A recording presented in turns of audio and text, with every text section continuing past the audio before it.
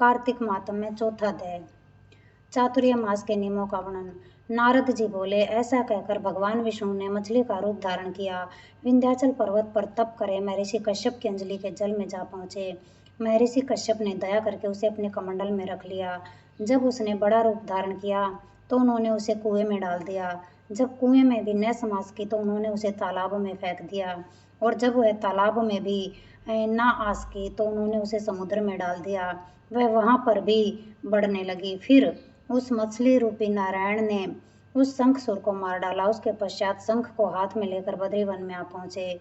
बद्री नारायण में आकर उन्होंने सब ऋषि और महर्षियों को बुलाकर आज्ञा दी कि पानी में इधर उधर फैले हुए वेदों को ढूंढो और उन्हें शीघ्र मिलाकर मेरे पास ले आओ।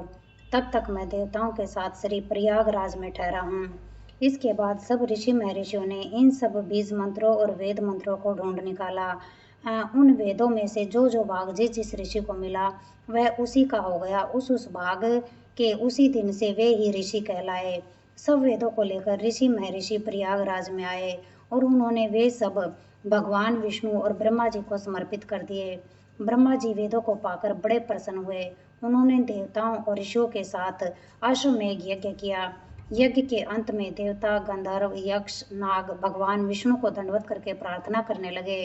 देवताओं ने कहा कि हे देव, हे जगन्नाथ, हे प्रभु, हमारी प्रार्थना सुनिए। हम लोगों के हर्ष का समय है, इसलिए आप हमें वरदान दीजिए। नष्ट हुए वेद पुण्य श्री ब्रह्मा जी को प्राप्त हो गए हैं। हे लक्ष्मीपति, आपकी अनुकंपा से हम देवताओं को यक्ष का भाग भी मिल गया है। यह स्थान आपके प्रसाद से आज पृथ्वी भर में सर्व प्रधान, पुण्य को बढ़ाने वाला, मुक्ति और भक्ति को प्रदान करने वाला हो, ब्रह्म इत्यादि पापों का नाश करने वाला, परम पवित्र और अक्षय फल देने वाला हो। यह वरदान हमें दीजिए। भगवान विष्णु ने कहा, जो कुछ आप लोगों ने कहा है वह मेरा भी ध्येय है। जैसा आप लोगों ने कहा कि यह स्थान आज से ब्रह्म क्षेत्र के नाम से पुकारा जाएगा। इस स्थान पर गंगा जी व सूर्यपुत्र यमुना जी का संगम होगा। मैं श्री ब्रह्मा जी सहित यहाँ पर निवास करूँगा। यहाँ पर किया हुआ जप, तप और दान महान फलदायक होगा। पहले जन्म में किए हुए पाप, ब्रह्म हत्या आदि भी इस तीर्थराज में स्नान करने से नष्ट हो जाएंगे। जो लोग अपने पिता आदि को यहाँ लाकर तर्पण व श्राद्ध करेंगे, उनके पिता मेरे स्वरूप को प्राप्त करेंगे। वे तीनों की मुक्ति को प्राप्त करेंगे। मकर संक्रांति पर माघ मास में प्रातःकाल यहाँ आकर स्नान करने वालों के दर्शन मात्र से ही सब पाप नष्ट हो जाते हैं। ठीक उसी तरह जिस तरह सूर्य के तेज से अंधकार का नाश हो जाता है। हे मुनिवर, मेरे वचन ध्यान से सुनिए।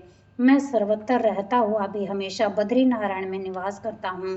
सैकड़ों वर्ष तक किसी दूसरे स्थान पर तप करने का जो फल मिलता है, वही फल यहाँ एक दिन में मिल जाएगा। जो मनुष्य मेरे उस स्थान बद्रिकाश्रम का दर्शन करेंगे, वह जीवन मुक्त हो जाएंगे और उनके समस्त पाप नष्ट हो जाएंगे। सूत जी बोले, ऐसा कहकर भगवान विष्णु अंतर्ध्यान हो गए और देवतागण भी अपने अंशों को वहीं छोड़कर चले गए।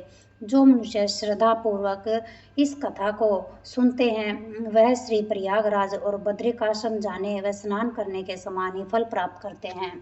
जय भगवान। सुख शांति, सुख शांति, सुख शांति।